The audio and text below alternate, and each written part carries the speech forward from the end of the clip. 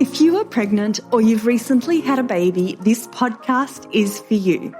I am your host, Kath Bequee, a physiotherapist working in women's health and mum of three. Inside my online program, Fitness Mama, I just love helping support women to care for their bodies during pregnancy, prepare their bodies for birth, and support their after-birth recovery, helping them feel confident and strong inside out during this important stage of their lives. In this podcast, join me each week as we dive into all things pregnancy care, childbirth, and postnatal recovery, helping you through every step of the journey. It is absolutely possible to feel amazing and confident in our bodies during this motherhood journey, and I want that for you. Come and say hi to me on Instagram at FitnessMama, and let's dive into today's episode. Hello and welcome back to another episode of the Pregnancy, Birth and Recovery podcast. So today I have a chat with the lovely Demi, a paediatric physio, and Demi shares her birth story. She shares her pregnancy journey, her birth story, and her afterbirth recovery. Demi has had 8 weeks ago, she had her second baby, George, and she chose to have a VBAC. So her first baby is now 2.5 years old. And in this episode today, Demi shares how pregnancy was different second time round. And she shares how she came to her decision to have a VBAC and all the different things she considered. She discussed her birth preparation as a result. And Demi also talks us through how her recovery was different compared to the caesarean. So she really does take us on the journey with her from her pregnancy journey through to her birth story and her recovery as well. So it was fantastic to chat to Demi today. And I know you're going to love the episode. I have done a previous episode with Demi. I will link it in the show notes, but that's on identifying and preventing flathead syndrome in babies. So I will link that in case you want to check it out. But otherwise, before I do get into it, I'd love to invite you to come and join us inside Fitness Mama. If you would like support to reclaim your pelvic floor, core and strength safely, and if you would like to care for your body confidently during and after pregnancy, then all of this is available with Fitness Mama. If you find you're not exercising as much as you'd like to during pregnancy and after birth, perhaps you're busy or you've lost the motivation, or you really want to get those solid foundations to help your body boost its afterbirth recovery and help you feel amazing and strong inside out, then Fitness Mama is for you. So join us for a free 7-day trial, convenient, short, easy workouts that you can do from the comfort of your home whilst your bubba sleeps, your toddler runs around, or at the end of a long day at work. Head to fitnessmama.com and the link is in the show notes. Right, let's dive into this episode.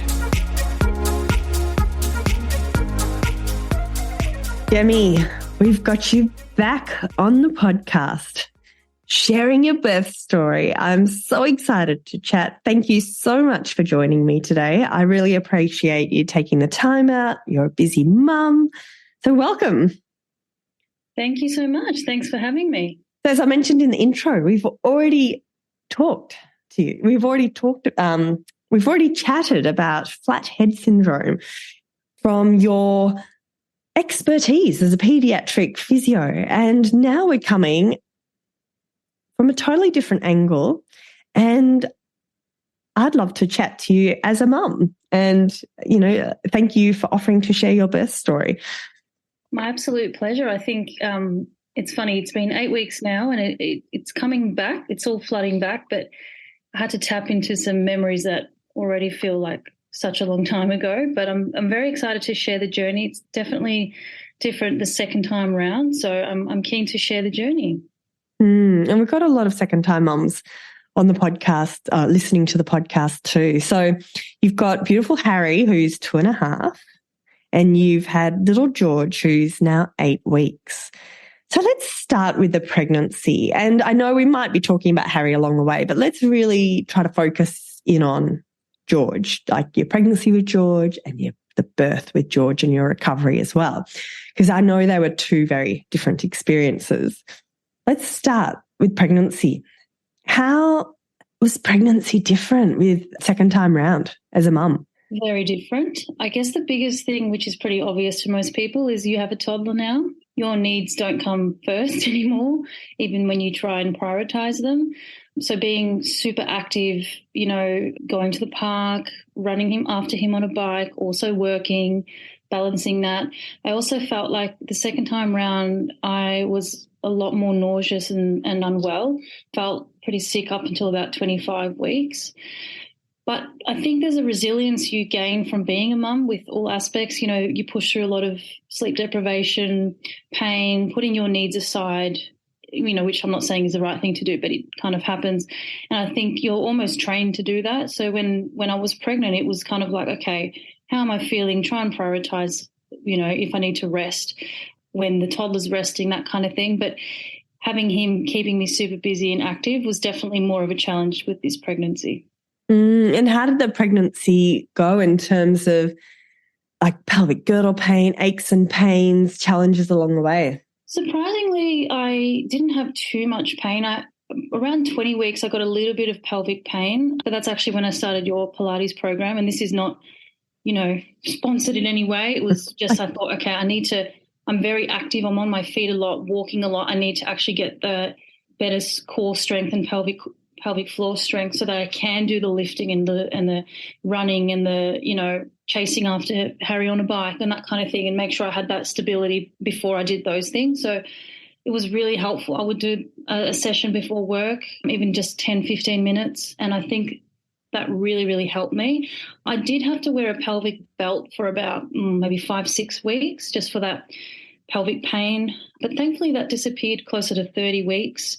As I got stronger, I believe that was an aspect as well. And yeah, thank you for saying those things. But the reason I asked that is because as a mum, you're wrangling a toddler and it's so hard to be achy or sore or, in discomfort when you're pregnant, especially second time. It's hard at any stage, whether or not you have no children yet, but especially with running around with the toddler in tow. Yeah, and I think that the other biggest challenge is my husband had to have knee surgery and he was non-weight bearing, so he wasn't allowed to put weight through his leg, both legs, basically. So he was on crutches from when I was about 30 weeks till about 38 weeks, and that was very challenging because at the time, a normal time where I'd have to deload and stop lifting so much and carrying and putting him to bed, unfortunately, I had to because he was on crutches, so he physically couldn't do it. He couldn't put weight through. And that's where we leaned on family, and thankfully we had a lot of family support. So even just little things like coming and taking Harry out to the park for an hour or two so I could just, put my feet up, rest, and we could both just sort of reset. So that was definitely the biggest challenge and a hurdle we had to overcome. We didn't really have a choice because it was either he had the surgery then or he had the surgery when we had the newborn, which would have been even harder. So that was another challenge as well. Yeah, right. Oof. And so lucky you had the family support, isn't it? Exactly. And I always say this, hats off to anyone who doesn't have family support or is a single parent. I really don't know how you do it because it's tough and it's a challenging gig, that's for sure. Yeah, yeah. So a little bit of a different tangent. Harry was born via a caesarean, and with your pregnancy second time round, at what stage did your thoughts start to? What stage did you start to think about the birth and planning? To be honest, when I was pregnant, I just thought, now the reason I had a caesarean was I found out at 35 weeks pregnant with Harry, my first, that I have a bicornuate uterus, which instead of it being like a pear-shaped, it's like a heart-shaped. And this caused Harry to be in a transverse position, which is like a side-lying position. And at 35 weeks, my obstetrician said, look, we don't really have a choice here. You can't give birth vaginally. So you're going to need a caesarean. And of course, physically he wasn't head down and he couldn't turn because there's no room based on the shape of my uterus. So when I was pregnant with George, I thought, okay, that's my uterus shape. I'm going to just have to have another caesarean. It is what it is. And early in pregnancy at the sort of 20-week scan, he was head down. I was like, okay, but, things can change at any moment. And as I was approaching closer to 30 weeks, he was still head down. I'm like, oh, okay. So around 35 weeks, which was quite late, my obstetrician goes, right, would you like to try for a VBAC or a caesarean? And I sort of was taken aback because in my head the whole time I was like, I'm just going to have another caesarean again. So when he said that, I sort of went, oh, okay, that's an option. And the way I sort of go about things, if I'm going to do something, I'm going to go 100% or I'm not going to do it at all. So when I thought that VBAC was an option, I was like, okay, if I'm going to go down this path, I need to really plan. I need to prepare. And it felt like a VBAC's a marathon. I'm not going to sign up for a marathon if I haven't trained for it. So that was the biggest thing for me. I thought, okay, maybe it was 32 weeks actually, 32. I've got, let's say 4 or 5 weeks of planning. I'm going to research what is a VBAC? How does it work? What are the risks? How do you prepare for one? How do you prepare? What's labor? So I didn't labor with my first. So it was all these things. I'm like, I need to empower myself with knowledge on how things work before I can even think about a VBAC. And then I said to myself, right, if I do that for 4 or 5 weeks and see where my head is at, then I'll make a decision based on what I want to do. So from that point on, I did quite a little bit of research and I spoke to my obstetrician. He said, you're a very good candidate for it. You know, you're a good size. You've got a big foot, which apparently has got to do with your pelvic girdle, pelvic outlet. You know, you're healthy and all those kind of things. So I went back and the main thing that we spoke about was I said, okay, well, you know, what are the pros and cons and those kind of things. And one big thing that stood out was the risk of a uterine rupture was higher in a VBAC than a normal vaginal birth or a first vaginal birth based on the labour bringing on, all the labour coming on, basically putting pressure on the previous scars of a caesarean. And I was quite frank with my obstetrician. I said, I like to sort of know straight up, okay, what's the risk of a uterine rupture? What can happen? And, you know, the worst case is death. And I was like, whoa, that's full on and that's really serious. And for those 4 or 5 weeks, it was my decision can impact the health of my baby, you know, and why do I want a VBAC? Why do I not want a VBAC? And weighing up all these things on what I should do. And the reason I sort of was thinking as I was researching and going on about it, I thought, what's my main motivation? Why do I not want a caesarean? And I felt that the first time around after the caesarean was quite challenging, not just physically for me, but mentally. Of course, it was during Melbourne lockdown, so that didn't help. But, you know, not being able to drive somewhere just to get out, fresh air, do something for myself, even just, you know, getting up from a seated position after breastfeeding was painful. So I was like, okay, I don't want to have major abdominal surgery with a toddler, not being able to lift with him, not being able to play, drive him to a park. I just didn't want to go through that. And that was my main reason for then deciding I want to try for a VBAC. Right. And I remember you mentioned your husband had knee surgery earlier on. Was that also a factor because if he was out with his knee?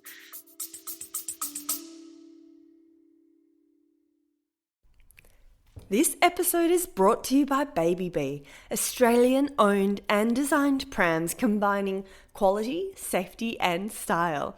Not only does Baby Bee let you try their prams at home with free returns for 9 months. Yes, that's 9 months. They also offer an industry-leading 3-year warranty for total peace of mind. With thousands of 5-star reviews, around-the-clock customer care, and up to $300 of free accessories with every pram, what are you waiting for? Go visit www.babybeeonline.com and check them out for yourself. And yes, for listeners of the podcast, there is a 20% discount code. Enter FITBEE, FITBEE 20 at checkout, and T's and C's apply.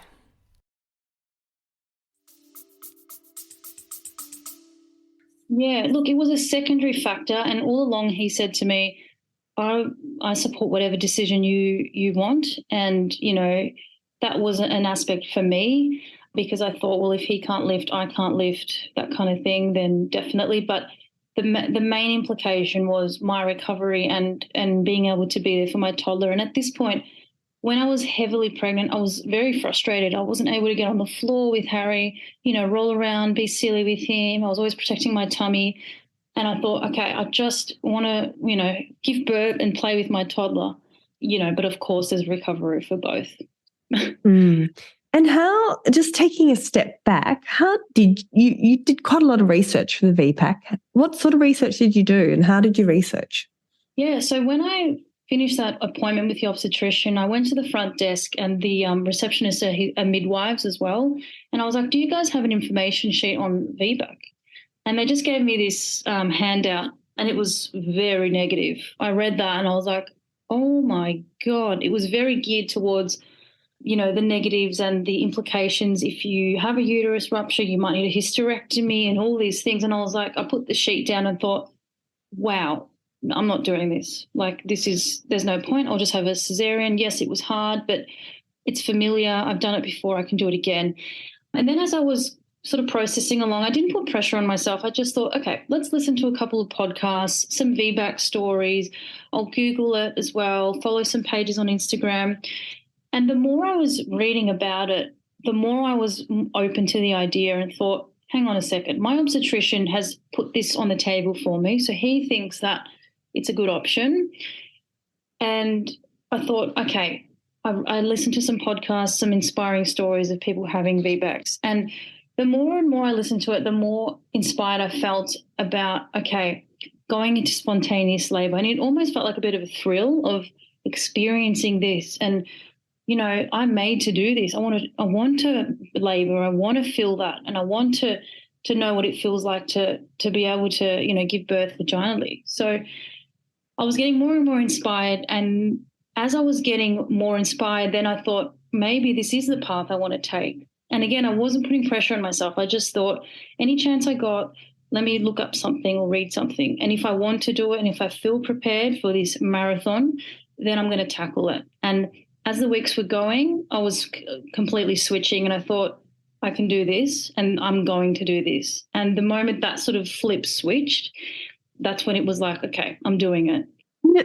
It sounds like it's a big decision. I can imagine, was it a bit of a relief when you finally made that decision? Let's do it. Absolutely, because I think the unknown for me is when I feel unstable or, scared. So when I then made that decision for myself, I thought, okay, if I'm going to do this, I have to focus on the positives. I know what the risks are, but there's risks with anything. Major abdominal surgery is still, there are lots of risks with that too. It's not an easy way. None of them are easy, but it was just weighing up, okay, what do I want?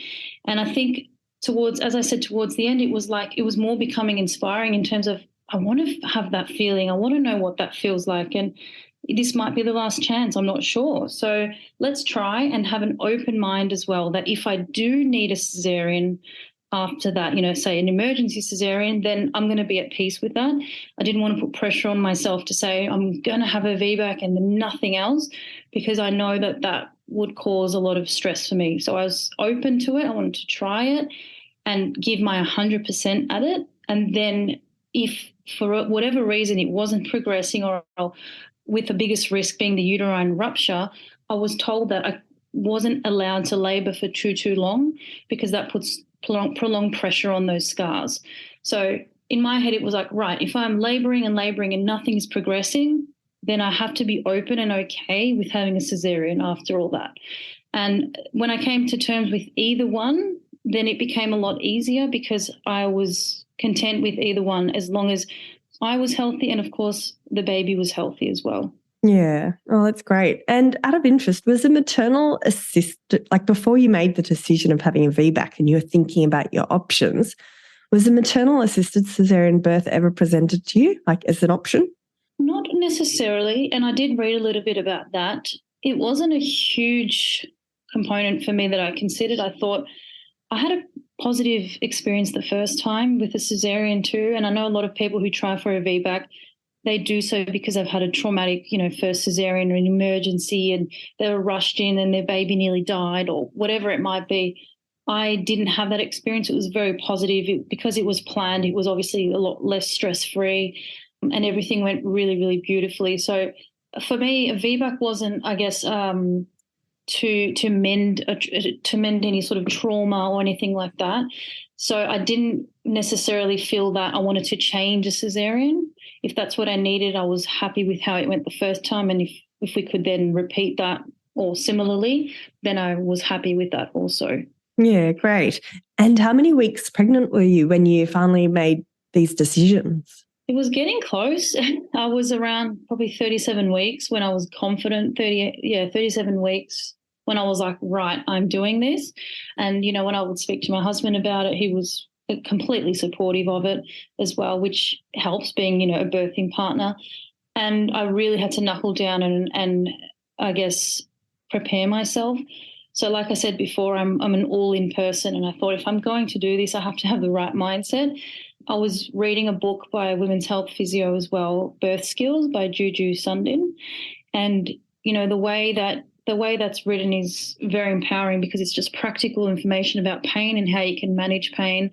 And as I was approaching that 37 weeks, I stopped myself from just thinking about it as a VBAC. I'm like, right, it's a vaginal birth. That's it. I'm not going to have that mindset anymore of it's a VBAC, it's a VBAC. Just pretend it's your first vaginal birth, which it is. And so then I just focused on what can I do during the labour to help me? And just like anyone would prepare, how do I manage pain? What sort of techniques can I use? What is labour pain? When do I call the hospital? What dilation, is what? So when I started shifting to that perspective, it was calming because it was like, right, this is how you do it.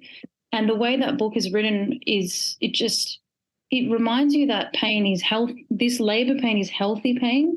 It's nothing to be feared. Obviously, we grow up that pain equals bad and something's wrong and injured or unhealthy. But that mindset of this pain is healthy pain. It's helping bring the baby into the world.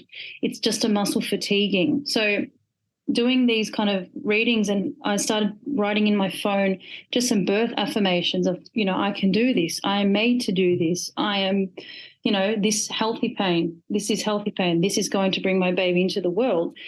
I would tell myself that, and it would really boost my confidence, but also it was exciting. It was like, I can do this. I also did I did a hypnobirthing reading as well, which helped me because obviously leading to this, I was a little bit more anxious given the circumstances. So those kind of affirmations too, and just doing some meditation and breathing. There'd be some times where it would creep into my mind of, oh my goodness, what about this uterine rupture? And what if something happens to my baby? And this is based on my decision. And, what if this is the wrong decision? But I would then quickly remind myself of the positives of it. And, the baby's going to be monitored the whole time during labour, with the monitors on the baby. My obstetrician is supportive of it, which was a really, really big factor. And what I've come to find is people who try for a VBAC don't necessarily have that support. And because I did, it gave me a lot of confidence. And I surrounded myself with positive experiences and stories as well to help me. Yeah, lovely. So what happened? How did it progress from, talk us through the morning or the night of the big day? Yeah. So 2 days, when I was about 38.3 actually, my son Harry was very different that day.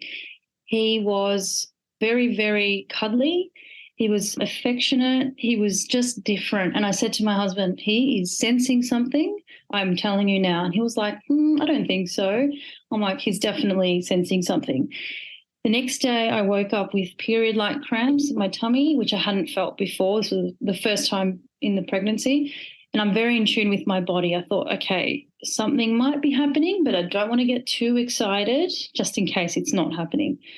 So at this point I was 38.4. It was a Monday. And just throughout the day, I felt these period cramps. I felt a bit tired, but I just went about my day. Funny enough, I had a TENS machine that I thought I better look at how to use this just to make sure I know what I'm doing. And my husband and I looked at that. And then as the day went on, sort of around 3-4 p.m., I just started getting a little bit of tightening pain. And sorry, the day before I had Braxton Hicks every hour, which I hadn't had that frequently at this point. And so throughout that day, every sort of, a few hours, I would get a bit of a tightening. And then I thought, oh, okay, nothing's there. I just went about my day. I just kept going. Didn't think much of it. As it was approaching dinner time, I was getting my toddler's dinner ready, getting him ready, and then I would feel those pains again, but it would be a lot more frequent, and it was probably about every 15, 20 minutes. And I thought, is this just, musculoskeletal? Is this because I hadn't felt labour pain before, so I wasn't sure. My husband goes to me, are you sure this is not labour? Like these labour pains? I'm like, oh, maybe. Let me start recording. So before I knew it, by this point, every 10 to 15 minutes, I would feel this tightening, and it would last not very long, about 30 seconds, and then it would stop. And then the moment it would stop, I was like, great, I'm just going to keep going, bath the toddler, read books, keep going. By the time it was his bedtime, about 7:30, 8 o'clock, the pain had intensified, and I'm like, okay, I'm in labour. I called the hospital and I said, this is happening. They said, okay, just call us back when your contractions are 3 to 4 minutes apart, I think, don't quote me, and lasting 30 to 45 seconds to a minute at a time.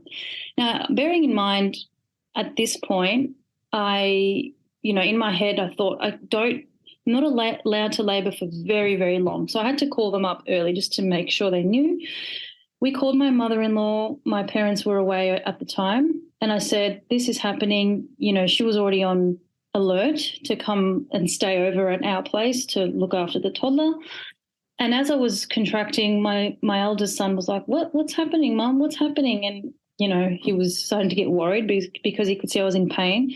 Thankfully, he went down and I was in bed. The pain just kept getting worse. And it sort of excited me how that pain was sort of coming on. I'm like, okay, I think it's happening.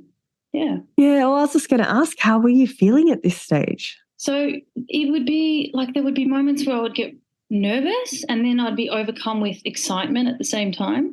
I think I didn't want to get overexcited initially because I thought this could just be that false labour pain. When I had called the hospital, they said, yes, it could be, or it could be your body just preparing you for labour, which could be in a week. And I'm like, I don't want to think it's happening and then it doesn't. I'll feel very disheartened because once it's coming, I was like, I want to just do this. It's like, again, that marathon analogy, getting to the line and then going, oh, the race is next week. And I'd be like, no, like I just want to do it now, So when that sort of progressed, I was actually getting excited and, I went back and read my birth affirmations and I thought, okay, this is healthy pain. This is healthy pain. My biggest fear with a VBAC was when I'm in labour, how do I know the difference between labour pain and my uterus rupturing? That was my biggest fear. And I thought, I have to trust my body. So when I was having these pains, I'm like, okay, it's painful, but it feels right. My body knows that this is normal. And it just clicked into gear. So then I started just getting on gym ball, leaning forward and sort of, rocking and kind of pushing through those pains that way and trying to breathe through everything. By this point, it was close to 11 p.m. at night. My mother-in-law came over and we left for the hospital about 11:30 p.m. When we got there, we were greeted by the midwife. She was lovely. We went in and, they put the monitor on. The baby was doing well. Heart rate was really good. And she agreed that, yep, you're in labour. And after a while, she's like, okay, you're staying in. It's definitely labour. And I thought, okay, game on, let's do this. Because my biggest fear was being sent back from the hospital.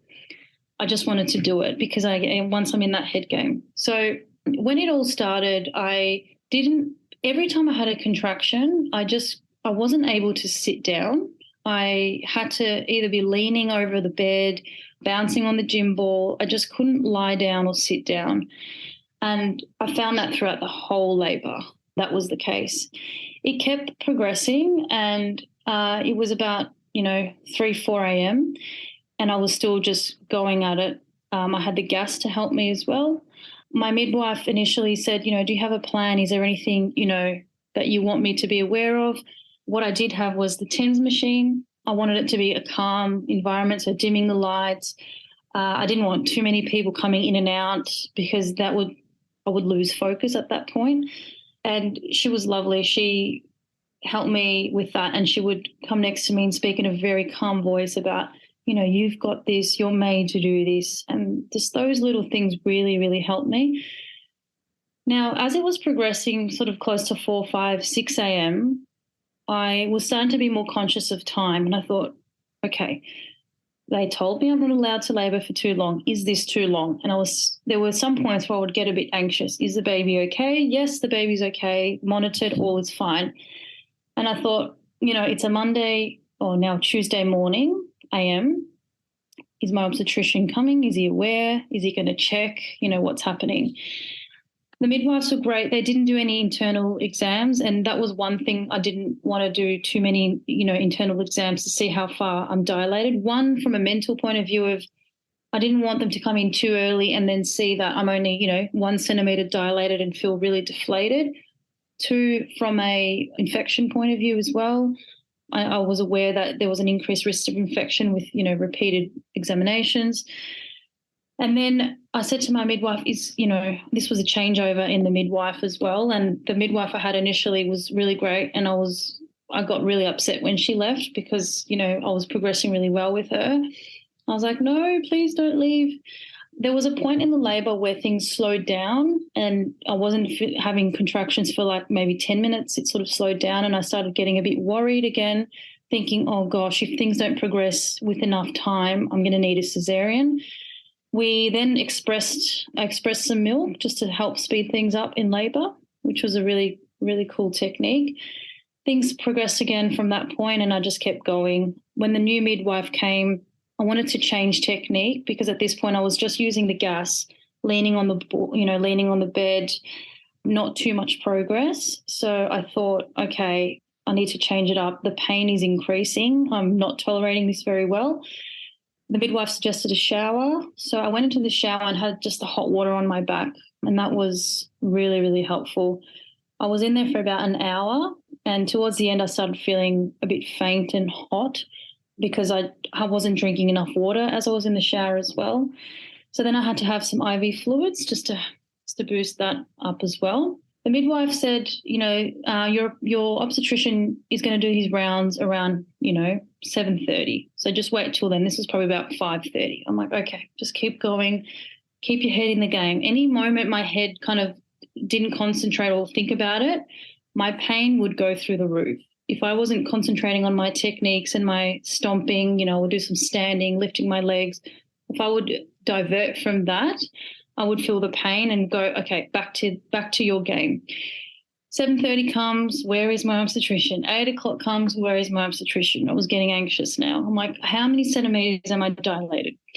So this was from like 11 p.m. at night to 8 a.m. the next morning. He comes in, checks me. He's like, you're 3 centimetres. And I nearly cried. I cried. I was like, you are kidding me. After all this, I'm only 3 centimetres. But he said, I'm happy with how you're progressing. The baby's looking healthy. He's doing well. No distress, and you're doing well. If you're happy to keep going, that's good. My waters hadn't broken either. It's like, let's just see how you go for the next hour.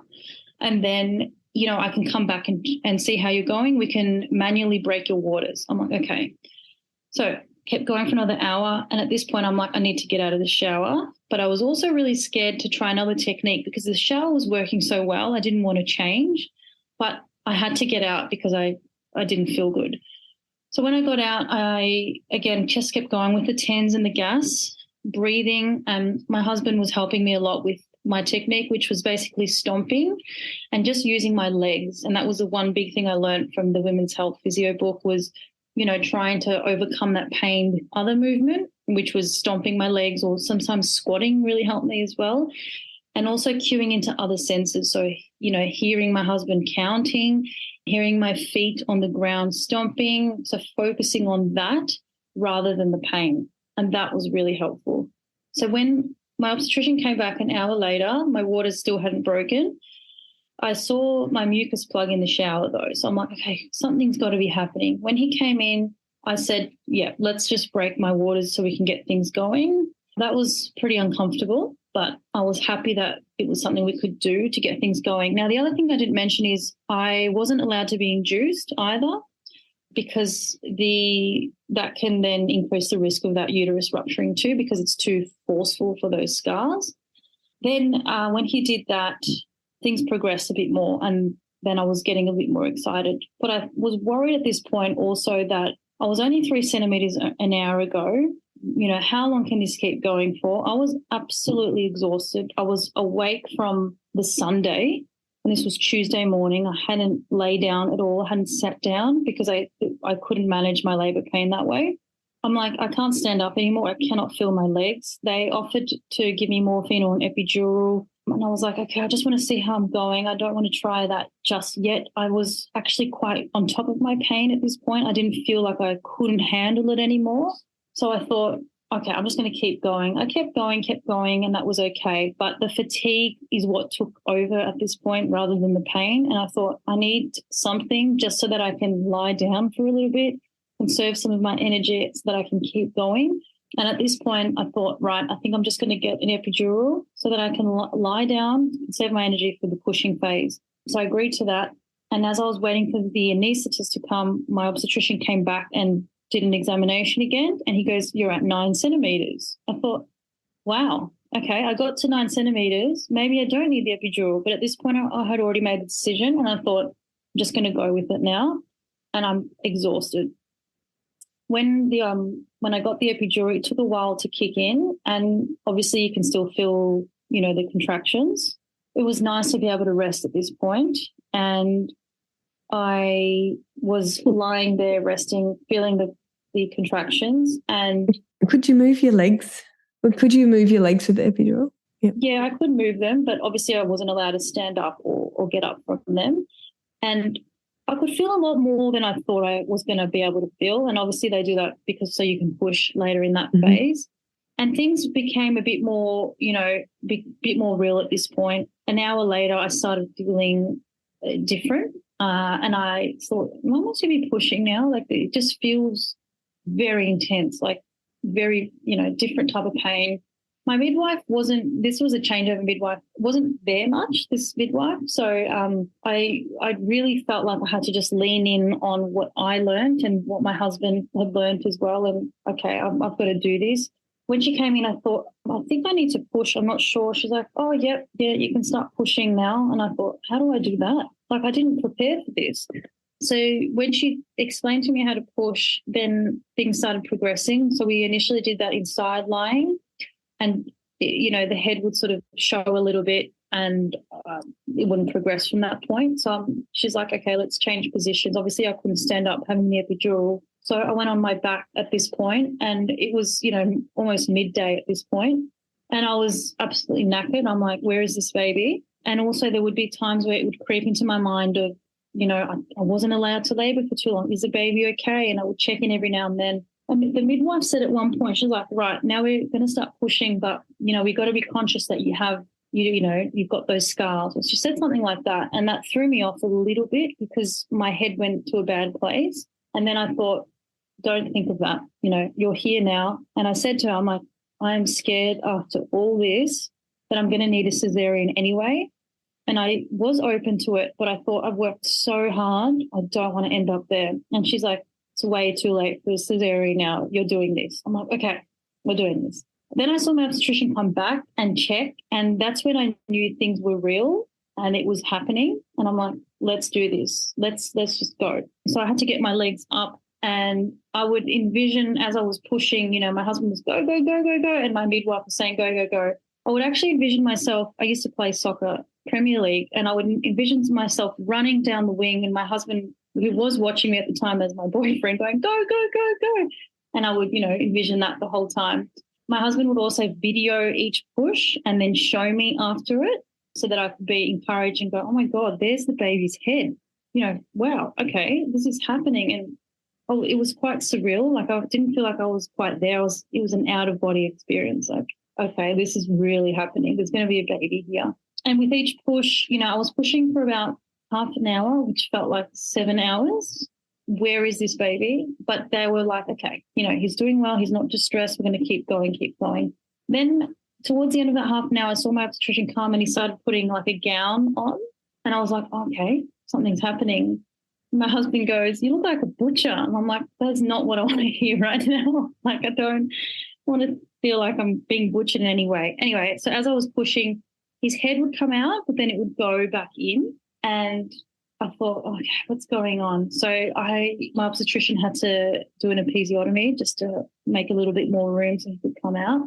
Then with a few more pushes after that, he came out, cried straight away, eyes completely open, and I was able to have, he was put on my chest for an hour. I was in disbelief. I couldn't believe that I did that. And it was, I don't know, I think I just took each moment as it came, and I wasn't ready for it. I thought, oh, okay, after all this time, he's here and this is him, and I get to meet him, and I did it. And I think one of the first things I said to everyone was, oh, my God, I'm not pregnant anymore. Yay. And they started laughing. Could you feel the hormone rush more compared to your caesarean? Yeah, I think yes, but it wasn't straight away. It was probably like half an hour later. I was overcome with just happiness. Like, I wasn't bawling my eyes out. It was just more, I was beaming. I was so excited that he was here, and I did it. And I was so focused on the birth that once he came, I was kind of like, oh, I've got a baby now. Like, I was just so focused on the journey, and I forgot that what came with that was the best part was, having my baby. And he was there, and it was very surreal because, like you said, there was a bit more of a rush than it was with the caesarean. And yeah, it was very special seeing his, the cord being cut with my husband as well, and what he looked like and who he was. And yeah, it was very surreal.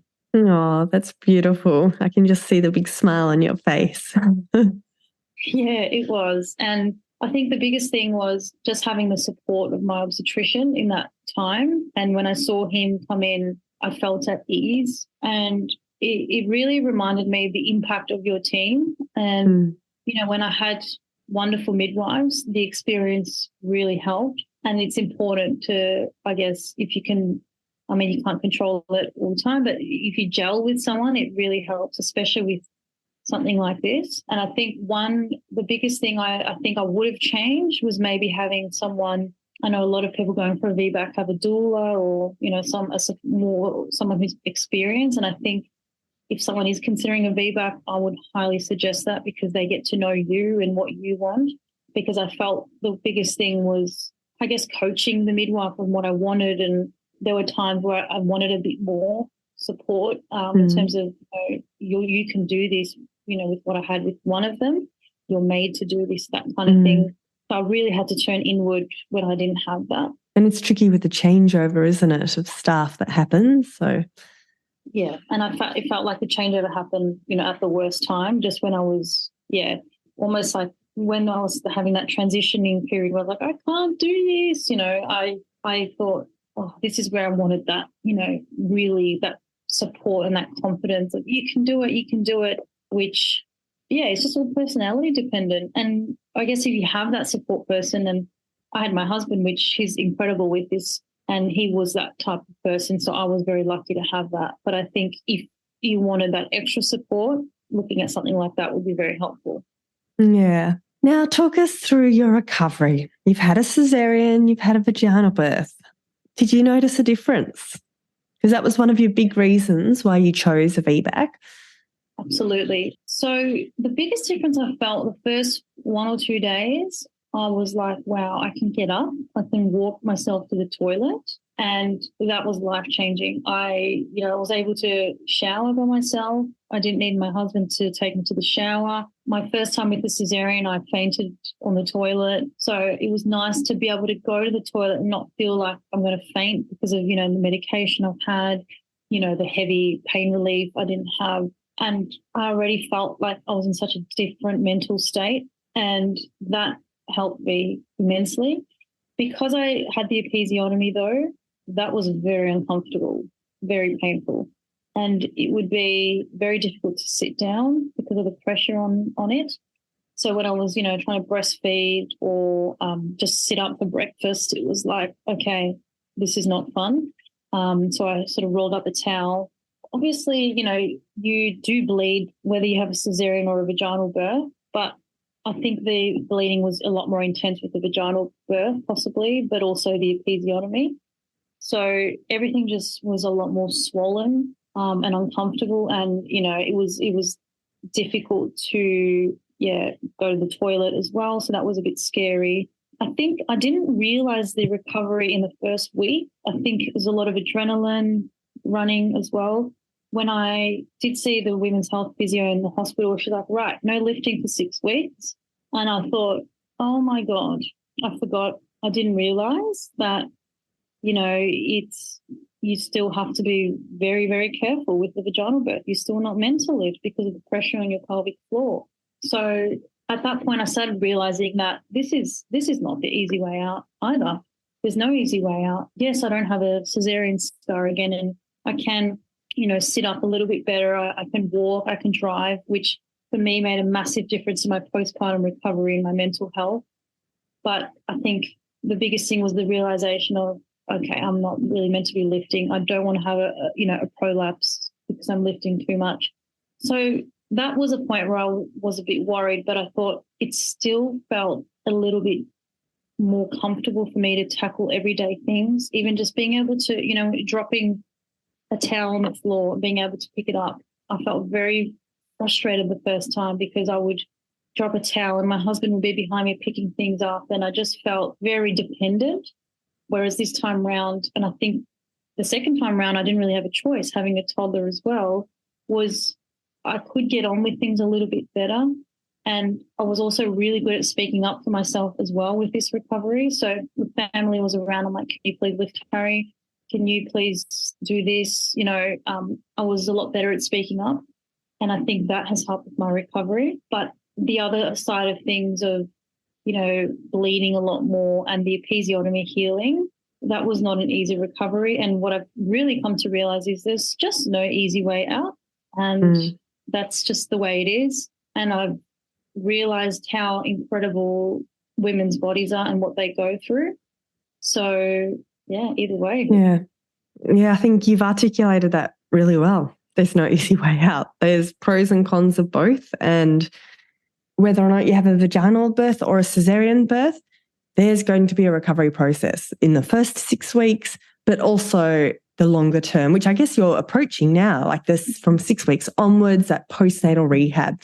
Sure, vaginal birth might need more focus around the pelvic floor and core, and perhaps the caesarean birth might need to focus more around that abdominal, like in the core control, but there's no easy way out. So no, thank you for sharing your experiences. Yeah, absolutely. And there's absolutely no regret. I'm so happy I did the VBAC, and I felt so empowered. I had so much adrenaline running for 2 days I couldn't sleep.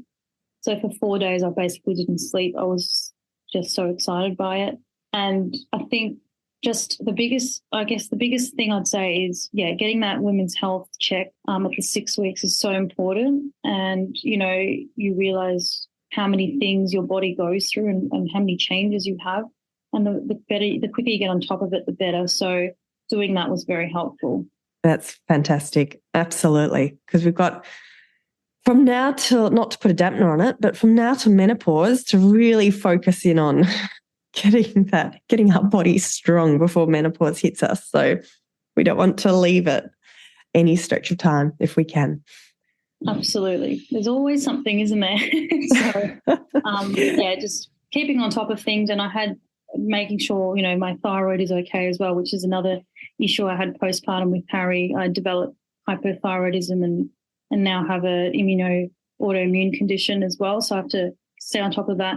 I think, like I said, the biggest thing is, it's incredible what our bodies do and what we go through and what we can do whilst we're still recovering from any type of birth. And being in tune with your body and getting the help you need is so important. Amazing. And to finish off with, how has Harry adjusted to, and how have you adjusted to life with 2 children? Amazingly with Harry. So he is so incredible with his little brother. He's very caring. There's been absolutely no jealousy. And in fact, when George is crying, he gets really upset. The first 2 weeks he would cry every time George would cry, and we just had to explain to him that that's how he communicates. And now if, he's crying, he goes, Mum, George is hungry, feed him, or, he needs this. And he's super gentle and so proud of him. If I, coming down with George, he just wants to cuddle George. I don't really exist anymore, which is absolutely beautiful to see. And one of my biggest worries having a second pregnancy was, is my first going to still love me? And, these silly things you think about, and you're not going to have one-on-one time anymore. But seeing how he has been with him is absolutely life-changing and so beautiful to see. For me, the change, I've adapted a lot better this time with the newborn phase. I found it really, really challenging the first time. Not only was it during lockdown here with very limited support during winter, but Harry was quite challenging as a newborn because he was born very small and we had to feed him very often. So a lot of sleep deprivation. And I think the second time, you've done it before, there's things are a phase, and, if they're crying with hours on end during witching hour, you think about Harry and go, I know this gets better. And I know that it's just their way of, communicating, or sometimes they're just going to cry and we just have to support them and hold them and cuddle them. Whereas the first time it was very, how do I fix this? What's wrong? I've done this and nothing's working, and just accepting sometimes that things are the way they are. That's a beautiful way to end this chat. Thank you so much, Demi, for, I guess, candidly, openly sharing your story and your journey to becoming a mum of two. I appreciate you taking the time today. Thank you so much for having me. I really appreciate it. It's a big deal sharing something like this. So I appreciate you listening openly and kindly. And you've just had some beautiful, I guess, words of wisdom. You've some great tips that you've weaved in along the way with your story. So thank you so much. My pleasure. Thanks so much, Kath. And before I sign off, remember my team and I will be putting together the show notes for this episode with all the links, including how to connect with Demi at fitnessmama.com/podcast. Have a fabulous day, everyone, and I look forward to you joining me very soon for another episode of the Pregnancy, Birth and Recovery podcast. Thanks for listening to the Fitness Mama podcast, brought to you by the Fitness Mama freebies found at www.fitnessmama.com/free. So please take a few seconds to leave a review, subscribe so you don't miss an episode, and be sure to take a screenshot of this podcast, upload it to your social media, and tag me at Fitness Mama so I can give you a shout out too. Until next time, remember, an active pregnancy, confident childbirth, and strong postnatal recovery is something that you deserve. Remember our disclaimer, materials and contents in this podcast are intended as general information only and shouldn't substitute any medical advice, diagnosis or treatment. I'll see you soon.